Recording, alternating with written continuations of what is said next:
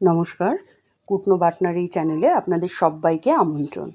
দেখতেই পেলেন খানিকটা কেটে রাখা কচুরলতি আর খানিকটা কাচকি মাছের শুঁটকি। এই শুঁটকি মাছটা দিয়ে আমি কচুরলতি রান্না করব।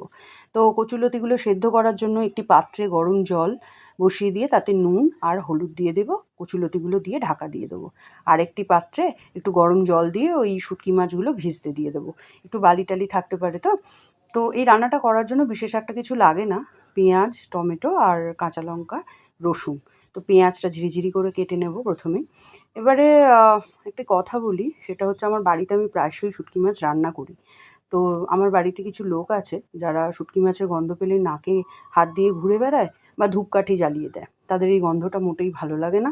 আর টেবিলেও রান্নাটা করলে সেটা রাখতে দেয় না। খুব মুশকিল জানেন, চেষ্টা করেছি খাওয়ানোর, পারিনি। রসুনটা কাটা হয়ে গেল আর এদিকে আমার কচুরলতিটাও সেদ্ধ হয়ে গেল। আমি তো খুব নতুন, এই চ্যানেলটা খুলেছি। যদি কোনো ভুল ত্রুটি হয় আমাকে কিন্তু জানাবেন। আর এখন এই কড়াইতে তেলটা গরম হয়ে গেল, এর মধ্যে আমি শুঁটকি মাছগুলো ভাজতে দিয়ে দিলাম। লাল লাল করে ভেজে নেব। তারপরে এই শুঁটকি মাছটা ভাজা হয়ে গেলে তুলে নেব, নিয়ে কড়াইতে আবার করে আমি তেল দেবো। শুঁটকি মাছটা না খুব অল্প হয়ে গেল ভাজার পরে। তেলটা দিয়ে দিলাম, দিয়ে এর মধ্যে একটু শুকনো লঙ্কা আমি ফোড়নে দেবো আর একটু কালো জিরে দেবো। কালো জিরে আর শুকনো লঙ্কাটা অল্প ভাজা ভাজা হলে এর মধ্যে রসুনটা দিয়ে দেবো কেটে কুচোনো করে রাখা। তো রসুনটা ভাজা ভাজা হয়ে গেলে এই পেঁয়াজটা দিয়ে দেবো। পেঁয়াজটা দিয়ে ভালো করে নাড়াচাড়া করবো। একটু গোলাপি মতো হয়ে গেলে এই ভাজা ভাজা মতো, তো তার মধ্যে আমি ওই টমেটোটা এর মধ্যে দিয়ে দেবো। টমেটো দিয়ে পেঁয়াজ আর টমেটো ভালো করে ভাজা হয়ে গেলে যখন অল্প করে আর কি জল ছাড়তে স্টার্ট করবে, তো আমি তখন একটু নুন দিয়ে দেবো। নুনটা দিলে কী হবে, আর একটু ভালো করে ভাজাটা হয়ে যাবে। তো নুনটা দিয়ে দেওয়ার পরে আবার আমি একটু খানিকক্ষণ রাখবো। কাঁচা লঙ্কা দিয়ে দেবো এর মধ্যে কিছুটা।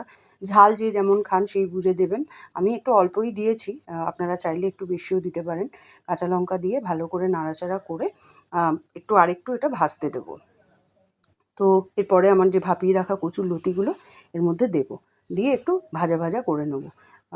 আমি নিজেই কেটেছি জানেন, সকালবেলা অনেকটা লতি কাটতে অনেকটা সময় চলে গেছে। তো এই কচুরলতিগুলো ভালো করে এর সঙ্গে পেঁয়াজ, টমেটোর সঙ্গে ভালো করে ভাজা করে নেবো।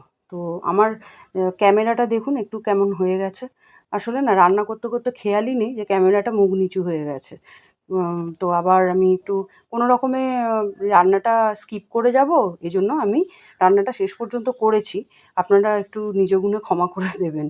তো এখন এটার মধ্যে আমি একটু হলুদ, লঙ্কা, জিরে গুঁড়ো দিয়ে দিয়েছি রান্নাটার মধ্যে।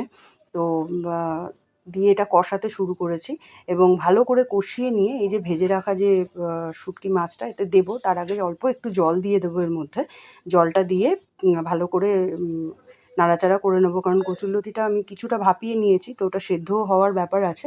আর একটু চিনিও দিয়ে দিয়েছি এর মধ্যে।